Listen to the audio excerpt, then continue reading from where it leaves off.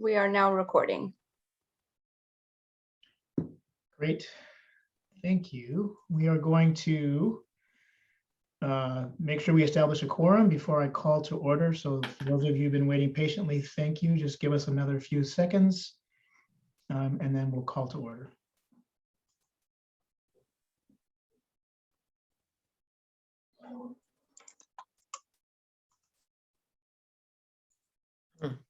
He's here. There, Trustee Sowell is. Good afternoon, everyone. It is a few minutes after 3 o'clock. I apologize for the delay. I'm going to call this meeting of the Executive Committee to order. Madam Secretary, may we have a roll? Chen, Cisneros, Here. Delenn, Duran, Here. Sol, Here. Stallings. Here. You have a quorum. Great, thank you. This is the opportunity for the public to make comment on any item on our special meeting agenda. You will see that there are two business items there. Is there anybody from the public who would like to address the board? If so, indicate by raising your hand. Ms. Doherty or anybody else? Looks like not. Okay, I'll close public comment period. Thank you, trustees, for being here. Thank you, staff, for your preparation for this meeting. I don't have anything of substance to report as my chair's report, other than that note of thanks and to give you a heads up to be looking out for information related to our January planning session. And with that, I'll hand it over to staff for item 2A on the consent calendar. Oh, this is a consent calendar. So does any member of the board wish to pull the consent calendar item for discussion or questions? I don't see any. With that, I'll take a motion, please. Jose, I'll move the item. Brandon, I'll second. Thank you, gentlemen. Madam Secretary, the roll. Chen, Cisneros, Aye.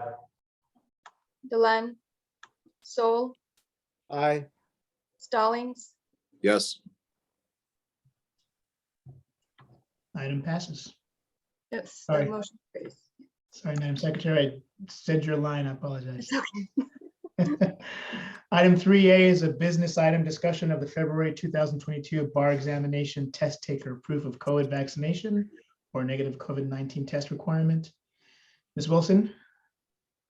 I am actually not going to present the item. I think it's pretty straightforward. I'm not sure, Donna or Vanessa. Okay, go ahead.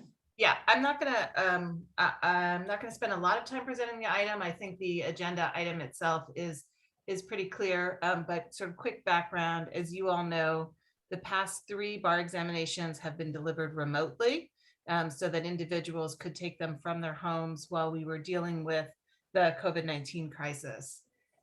The upcoming February 2022 bar examination, scheduled for February 22nd and February 23rd of 2022, is scheduled to be in person. We have an order from the Supreme Court requiring that it be delivered in person, and that is following a direction from the National Conference of Bar Examiners that they are not prepared to have states administer any of their portions of the bar exam remotely, absent a public health order that prevents in-person gathering. We have taken a look. The Office of General Counsel has taken a look at the public health orders in each of the counties in which the bar exam is set to be administered, and the only limitation currently really is on mega events, events of 1,000 persons or more. 2 of our 10 sites are likely to have 1,000 individuals or more in between the test takers and the proctors proctoring the exam.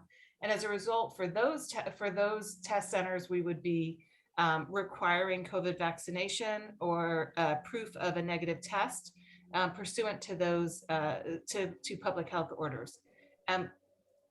Staff does not think that goes far enough. The bar exam is 2 days of people sitting in close proximity for 10 hours a day. next to other individuals, large groups of individuals. And whether it's 450 people, 125 people, or 1,200 people, we think that it is our responsibility to protect the test takers, to protect our staff, and to protect proctors. And therefore, this agenda item recommends that for all of our test sites, those below and above 1,000 test takers and proctors combined, that we require that in order to take the exam, test takers prove that they have had appropriate COVID vaccination, that they're fully vaccinated, or that they have a negative test within the past 72 hours. And I'm happy to take any questions. Thank you, Ms. Herskowitz. Any questions for staff? Mr. Sowell. Donna, just real quick, with our administration of the bar exam is going to be exactly the way it's been done and conducted before. So there, from what I gather from what you just said, there will be no effort to try to increase the number of sites or any of those sorts of things like that to reduce sort of the ratio of folks that are in a room. Did I hear that correctly? Right. We have done what we can to increase the spacing between individuals in the room. But frankly, by doing that, it reduced the number of seats that we have, and we ended up in a position where we had more people wanting to sign up than we would have had seats for, and so we have moved some of that spacing back closer to what it was in any other previous in-person administration. Nothing is more crunched than before. Our general rule is 2 people per 8-foot table. And so that is at a minimum what the spacing is going to be like for the February bar exam. Thank you. Any other questions? Go ahead, Mr. Matt. Chair, I just have a question about the phrasing of the resolution. So I don't know if you want me to make a motion and then maybe make an amendment to it, or if we can discuss that now. Go ahead and ask your question, and then we'll determine whether we need to change the resolution. So So we have to put the resolution up.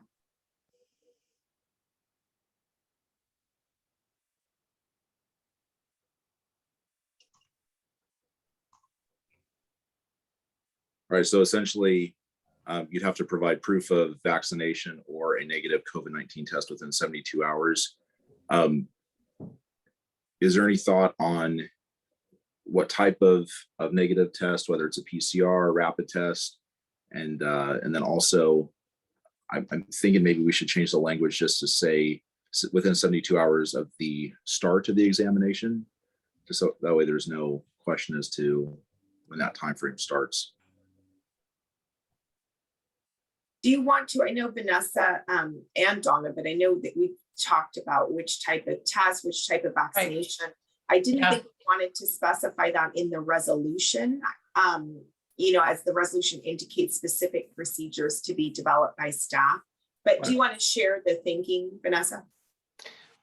Right. Well, you're absolutely right. There's 3 areas we could have put in the type of, as in the memo, the type of vaccine, which is enumerated in the memo, the Johnson & Johnson, Moderna, or Pfizer. The thinking, I think, at least consistent with what we've done with employee vaccination testing protocol, is we are not accepting the rapid at-home ones we're requiring. And that's why the 72 hours, because it takes 72 hours to get an independently verified by a medical facility or a pharmacy of the test. So rapid would not work. There's just too much room for uncertainty and unreliability. And that's why we said it would be developed and administered by the state bar staff. What we certainly could put it all in, but there's a lot of things that we would have to contemplate, a lot of things, here. For example, another one is, do we want the full vaccination completed 2 weeks before the start of the exam, which is the period during which antibodies are deemed to have developed, that kind of stuff. We thought we would do the interpretation of this. Let staff do the interpretation consistent with our issuance of other and administration of other policies regarding the state bar. I have a question. Is our staff consulting with a public health official or office? Clearly from the staff report, there's technical information there that is clear that didn't come from a lawyer. But I'm just curious the level to which, we're working with the right people to come up with these policies.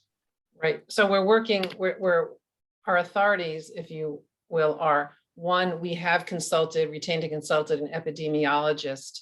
If I'm recalling correctly, his name is Dr. Klausner. And we could do that again, but I don't really see the need necessarily for this because we are adopting well-known models either from our own state bar employee policy or the executive branch of the state's policy, which is this is more in line with.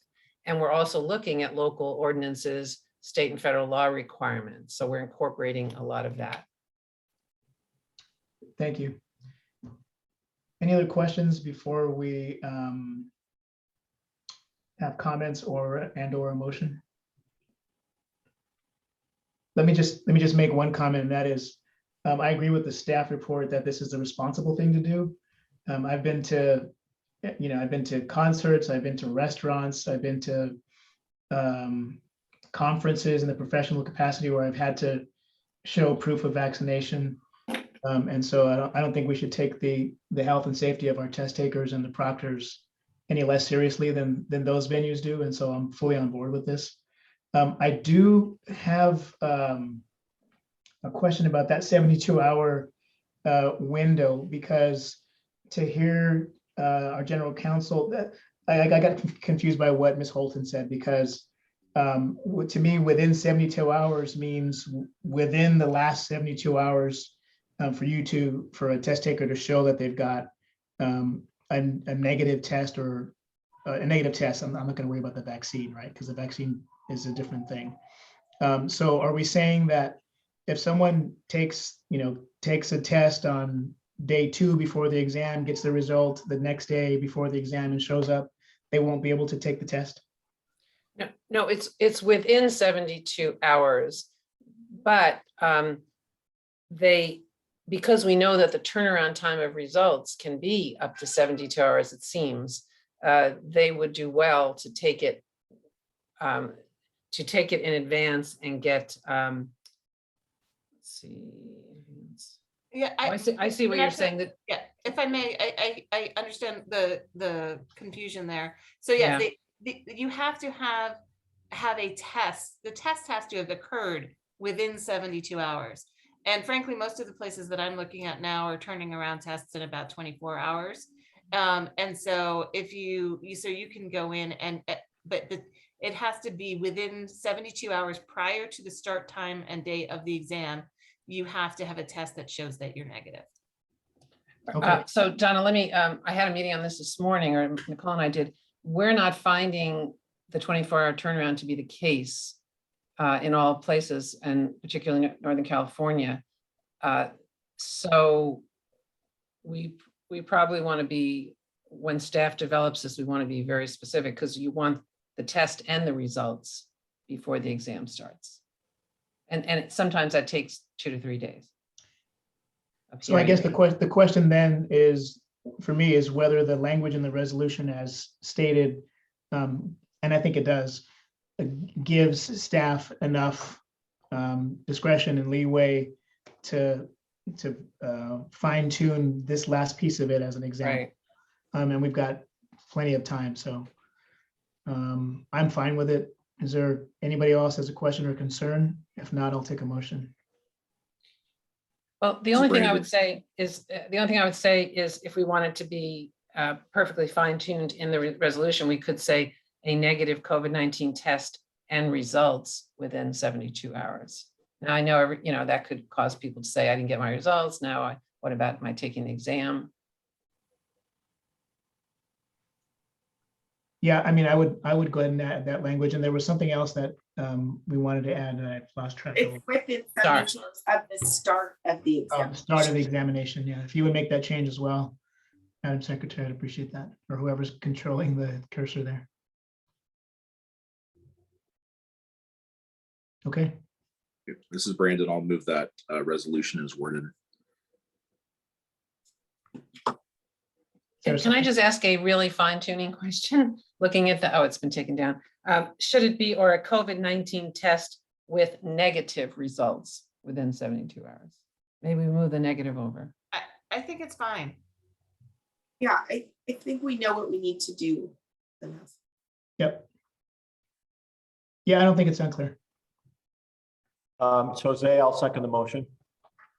Thank you. Any further discussion or debate? May we have the roll, please? Chen, Cisneros, Aye. Delenn, Sol, Aye. Stallings, Yes. the motion carries. Great, thank you. Okay, takes us to the end of our agenda. There is no closed session on today's agenda. Are there any questions or parting comments? That's not business. Happy holidays, everybody. Indeed. Holiday. Have a great weekend. Okay, bye. Okay, Everyone. bye-bye.